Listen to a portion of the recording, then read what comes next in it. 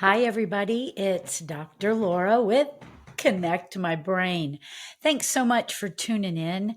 We are still kind of working through some adult situations like depression, anxiety. We talked about that with our little cherubs, and I wanted to spend a little bit of time also reaching out to adults because of our neurofeedback services that we offer at Connect My Brain. And all of the titles or the categories that we've been talking about in previous podcasts all have wonderful results with neurofeedback. Today, I am going to talk about traumatic brain injury and also a term that we use for mild traumatic brain injury, which is concussion. So, this is not limited to adults because there are many little people that have also experienced traumatic brain injury. So, while this information is kind of categorized under the adult tab on the website, I do want to make that kind of clarification that this is something that also happens to children, and it happens to children quite frequently. So, one of the things about talking about a brain injury is most of the time it's really an invisible problem. Most of the time, you don't see an outward presentation because the majority of the problem is truly up in the brain. Now, that certainly doesn't mean that that is the only part, because there are many parts of the brain that when they are injured, they will cause different types of problems to the body. So you may see physical limitations as a result of a brain injury, but in many arenas, you don't, especially if that person has now moved from the acute stage of the brain injury and they're now in what I'm going to call the post traumatic brain injury period. And this can go on for years. Most of the time, you need about 2.5 years of very intensive care to come through a brain injury. So, the first thing that I want to do is in describing brain injury, let's first talk about the different grades that are associated with a brain injury. So, you can have a low grade, which is a grade 1 concussion. This is what the person is going to experience is a headache, difficulty focusing, some memory loss, dizziness, and maybe nausea. They typically can return to physical activity within a few days. The next level, which is considered a grade 2 or a mid grade or moderate, the symptoms of this moderate type of concussion are similar to a grade 1, so the headache, the focusing, the memory, but a grade 2 concussion typically involves a brief loss of consciousness. This can last for at least a minute, but less than 5 minutes. Then we consider a grade 3. A severe concussion is when you lose consciousness for more than 5 minutes. The symptoms can last for weeks before they may begin to subside. You are at risk of permanent brain damage with a grade 3 concussion. So there's different grades. So when we talk about this, we're talking about some type of injury to the brain. This could happen for children. The number one way it's happening is by sports, especially soccer, where they are making contact to the head with the ball. That's an impact. And anytime the skull feels a blow, or the person falls, or a collision, the brain is going to literally slam into the inside part of the skull. And it is that experience to the brain that is going to change or cause the damage to the brain and yield the symptoms related to the degree of severity. So, one of the things that I try to focus on when I'm explaining this is because it sometimes we look at the person and we go, "You're fine" on the outside, and they're also trying to be fine on the inside. We're missing the mark. And I do believe that over the years, there is a lot more seriousness taken regarding those injuries. But I would really encourage you, especially if your child has experienced a concussion, let alone several concussions, that you get their brain checked out. Now, you if you're listening to this and you went through that, you probably go, "Well, we did X-ray, we did MRI." Okay, those are all good, and those are typically done in the acute stage. But what about the lasting effect? So I'm going to circle back to that thought when we get done with all this information, and hopefully I will be able to deliver it with clarity so that you understand this is not just about the immediate impact. It has a very long-term uh, a long-term effect on an individual, and it's going to typically affect cognitive, which is attention, impaired reaction times, problem with memory. Oculomotor. So, oculomotor is the eyeballs and the six muscles that wrap around the eyeballs. And I really want to highlight that point as we're coming back and circling back to all the information that I'm going to deliver. And then what can we do about it? And why is it important to check this stuff out? So, oculomotor can give the headache, eye strain, difficulty with reading, and sensitivity to light, trouble focusing, blurred or double vision. Things like eye pain, eye strain, blurred vision, that would capture your attention.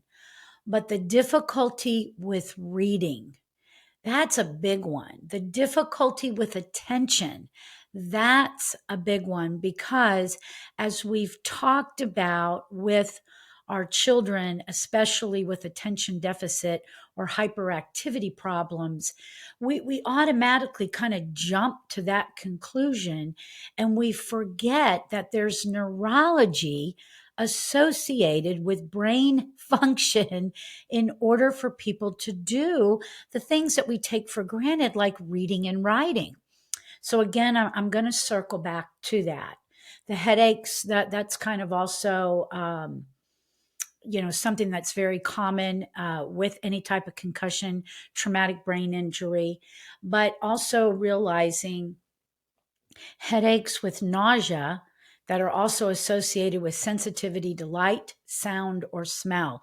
Again, auditory, visual, and then the vestibular system, that's probably one of my favorite systems in the whole wide world. These are three little canals that are inside of your ear behind the drum, and they have a fluid inside. And every time you move your body, that fluid moves and it tells your body where you are. So things like dizziness, vertigo, balance issues. This is what happens when the vestibular system is involved from your injury, and what additional rehabilitative measures could help you stabilize the system. So, the other thing about the vestibular system that I don't think is talked about enough is that we actually move inside of our body. And I want us to really keep this concept on the forefront of our mind as we go into this information. And what is happening is that we know that we move in space, but we also have a very distinct way that our blood travels through our body. We have a very distinct movement pattern for the way that we digest and eliminate, deliver hormones, and even conception of a baby. And when those movements are not going in the right direction, there's a problem. So movement is inside and outside of the body. Everything is inside and outside of the body. That is what creates your environmental experience. You experience on the outside world, but you also experience it on the inside of your body. And then another category for how the brain is really impacted is anxiety and mood. So things like nervousness, being overly emotional, being overwhelmed, sadness, irritability, fatigue, feeling of hopelessness. So your brain being impacted by a trauma, mild or severe, can now have changes in your emotional well being. So that's very important for us to keep in mind as we dive into this information on how the brain gets injured. And, just from personal experience, when I was getting ready to graduate from chiropractic school, I graduated in 1996. In December of 1995, I had a very serious car accident. And I would say it was a grade 2. I was knocked unconscious, but it was under 5 minutes.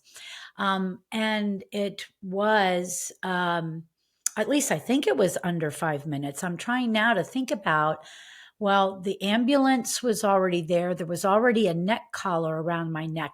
I can remember all those specific things. The other very interesting part was both of my eyes around were completely bruised. I looked like a raccoon. And I did have a physical part where the gear shift to my Jeep embedded into my thigh. And what happened was I went out onto the road. I looked down the road. I did see a set of headlights, but it literally, I can still see it in my mind. It was a football field down the road. And I turned right onto the road. And then the next thing you know, I'm in an embankment across the street. But apparently, the person that came up from behind me was an elderly person, and they were actually having a heart attack, and they went tonic on their wheel. And so they hit the corner of my Jeep and shot me across the embankment, and then went to the other ongoing traffic and hit another car. So that, we would say, is definitely a serious car accident, but it would only be a grade 2. I don't think it was considered a grade 3 at the time. I do tell you, though, that my sense of smell has changed since that time, and I am incredibly sensitive to different types of smells. So, keeping that in mind, you look at me on the outside. If you're watching this now on one of the either YouTubes or the Odyssey platform, and you can't see that I've gone through that, correct? So, what does that really mean? What happened when I went through that accident? And believe you me, back then I didn't know what I know now. And what happens to anyone that experiences a brain injury for many different reasons. It can be a fall, it can be a car crash, it can be a structure literally dissecting in your own brain that can lead to a trauma. So it's not always a physical incident. Sometimes it is something internal. But sometimes I think we think very light of this situation, and we're not really understanding all the things that actually happen when this incident occurs. And so this is going to be the meat of this particular podcast so that we understand that there is a chemical reaction. We can understand that there can be cognitive deficits. We can understand that there can be motor deficits. People can even go into a state of having seizures, which is also going to tie back to the component of what happens chemically when a brain is injured. And this is not only for one type of injury over another. This is every single time. So it doesn't matter if it's a grade 1, 2, or 3. It doesn't matter if we're going to call it a bump on the head or a mild traumatic brain injury or a severe traumatic brain injury. The cascade of chemical event is the same, and it should be taken very seriously. So you have two primary neurotransmitters. One is called glutamate, and this is our excitatory neurotransmitter. And then there is GABA. And GABA is our inhibitory transmitter. And they are supposed to have a symbiotic relationship. So one should never be greater than the other. But what happens when we have a traumatic brain injury is glutamate goes way high. And so we have an excess of excitability that is changing the brain's excitation inhibition ratio. And that is really important because the role of glutamate signaling in a brain injury can have a pathophysiological twofold impact on the individual's recovery. So, on one hand, glutamate is responsible for the excitotoxicity following the injury that leads to potential neuronal injury or damage to the nerve, cell death, and dysfunction on the surviving neuron. So, no matter what, this is going to happen.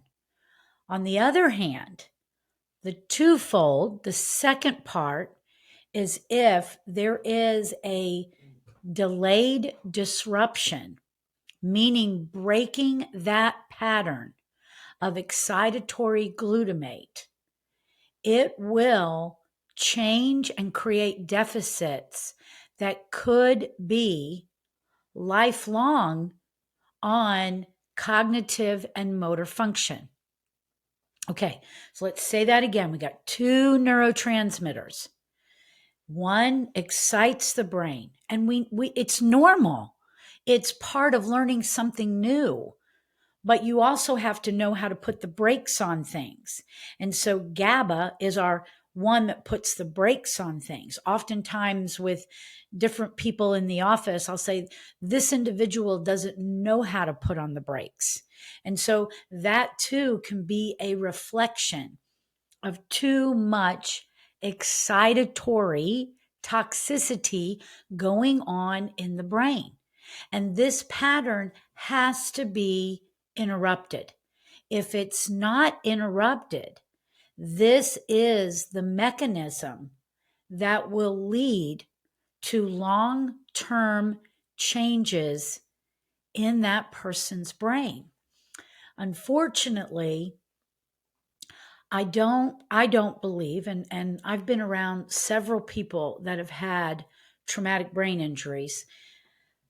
I don't believe our current healthcare system is doing all it can in the understanding of what happens in these injuries and how quickly it is needed to disrupt that pattern. So, what are the things that can disrupt the excitotoxicity? Well, the number one thing is that that brain is going to get rest. When a person has a traumatic brain injury, mild or severe, you are going to get an increase in the slow waves of the brain. Those are the delta brain waves and those are the theta brain waves. Okay. We've talked about these brain waves before in other podcasts, but delta is your sleep wave. Theta is your precursor to sleep. It's your subconscious. It's for children, it's pretend play. And for children, to about 4 to maybe about 7, this is their dominant brain wave. So, why would the brain go towards those slow waves? Well, delta is the dominant brain wave of a baby. And what is a baby going through when they're born? And even when they're growing inside their mom's womb? That delta brainwave keeps them asleep most of the time because that's when our brains are growing and cleaning and really becoming efficient pathways. Every night when you go to sleep and you get into deep restorative sleep, your delta brainwaves are instrumental in making sure that the glia cells, which really work to control overall brain activation and health, they're making sure that your brain is getting washed and bathed, and things that are not being used and debris are getting washed away. So, some people will actually talk about, as in a severe brain injury, when a person may be in a coma. Comas aren't necessarily something bad.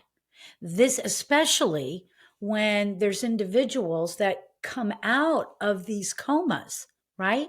And sometimes it's a long time, but they come out of them. This can also be the opportunity that the brain is taking to clean itself. So we shouldn't jump to conclusions because someone is in a coma. We shouldn't jump to conclusions that we cannot heal just because a person has been through a brain injury. I've met so many individuals that it's been years since their actual injury, but I want you to always know there is hope. If you put the right things in place, your brain will change. And this term is called neuroplasticity. Now, neuroplasticity means that if I put the right stuff, or if I put stuff in, let's just call it stuff, and let's put it into the movement of the body, the nutrition of the body, and the brain. Let's say I'm putting this information in. It's going to go one of two ways. You can put good stuff in and get positive changes. You can put bad stuff in and get negative changes. And this is why, in the beginning of the recovery cycle of somebody going through a brain injury, it is imperative that that diet is really clean. One of the other mechanisms for increased glutamate is a high inflammatory diet, is a body that is chemically stressed, has micronutrient deficiencies, imbalances in the gut, etc. And then on top of it, if they are in the hospital, you're being bombarded not only in the outward environment of the hospital, but everything that they are putting in your body. And we have, some things are absolute and you got to do it. That's never to take away from that acute phase. But as soon as you can take control of the situation, you need to take control of the situation. And you need to make sure that that individual is being supported nutritionally, even in a coma. But once you come out of that coma, you're still going to have an abundance of slow waves. And we let the brain go through that process, but then we also want to give it new information and break that pattern. If it is only receiving slow waves and nothing else is coming in to start shifting that brain back to recovery, you can get stuck. So now let's kind of start to circle back, and we understand the mechanisms that are going on while this individual is recovering. Very big one is chemistry. So we want to look at that chemistry. We want to do lab testing so that we can figure out how can we support you. If we bring an abundance of support to that system, and then on top of it, we're working with the brain and we're working with like oculomotor, we are going to begin to shift, working on new memory skills. We actually have a board here called a neurosensory integrator, and it has incredible, let's just call them games on it, in order for you to practice memory retraining. And you can do it. Now, the brain has got to have an intensity and a frequency. That's how you change it. But let's touch on oculomotor for a minute. So, for example, we utilize a piece of equipment here called Right Eye, and we can actually look at how the eyes are moving. That's ocular motor. And I have met some phenomenal, I'm going to call them functional optometrists, that are actually looking at if an individual was given a special kind of lens to look through, right, even while they're still in the hospital. And it could even be in the coma, because light still gets in even with your eyelids down. And they're working with prisms and colors to incorporate new information or disrupting the pattern of trauma. I just find this remarkable. We have so many incredible tools at our fingertips. I just don't want you to ever think that you're limited, because you're not. Yes, it does mean you have to roll up your sleeves and be ready to work. And lots of times you're going to have to make decisions on financial resources, because lots of this stuff is out of pocket. And it's very unfortunate, but in many podcasts, I've tried to explain that insurance companies are not looking to give you the best services. It is minimal services. And you've got insurance companies that are making decisions on what you get to have and what you don't get to have. And this is where our healthcare system absolutely needs to change. But this also goes back to what I talked about in several podcasts about the DSM, the Diagnostic Statistical Manual. It's like it's the guardrail for what you can have only if the diagnosis can be concluded, and these are the only treatments you get to have. If you limit yourself to that, I promise you, you will have a limited outcome. But opening your mind to the prospect of other services and investing in yourself or your child, it's not forever. Anybody that's working in this arena like me, our goal is to bring results. Our goal is to resolve. Yes, sometimes we have to pick up some rocks and look at many things. Sometimes we have to bridge those relationships with other professionals. And I love that because I'm not meant to do everything. And I have met a couple of functional optometrists that I think the world of, and what they're doing, especially for these little kiddos who the schools are telling them that they're so limited. I talked to you about this one little person in the podcast right after all of the children labels.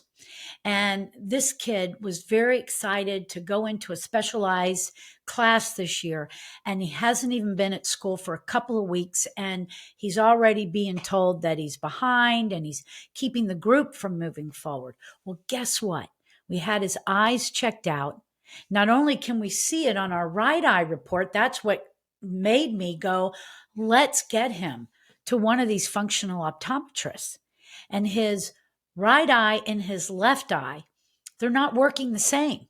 So, how in the world can you pay attention when you're getting two different messages?